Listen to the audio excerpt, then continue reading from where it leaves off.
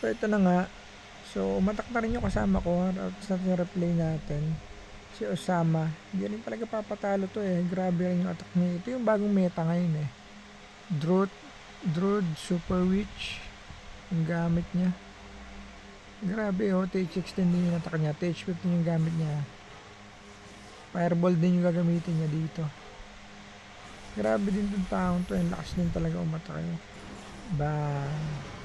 Grabe no. So, syempre maganda rin guys, update tayo sa meta. Kasi yung mga Root Rider na nerf na yan. Ano pa ba mga na-nerf? Marami na-nerf eh. So, ito nga daw yung bagong meta ngayon na malakas talagang troops.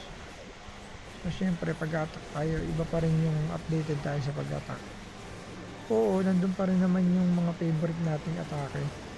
Pero yun nga, sa pag-update ng Supercell, kasi nga may mga survey, tinitingnan nila kung talagang nagiging balancing sila.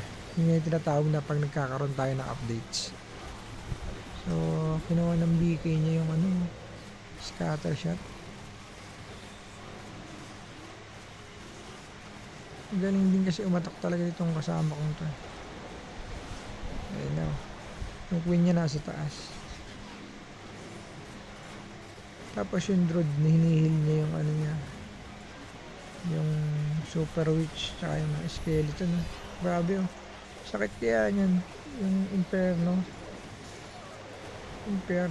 Tower. Tapos yung Inferno yung sa TH natin. Sakit niya no. Pero tingnan nyo naman hinihil lang ng druid. Bilis yung mag-heal ng druid oh.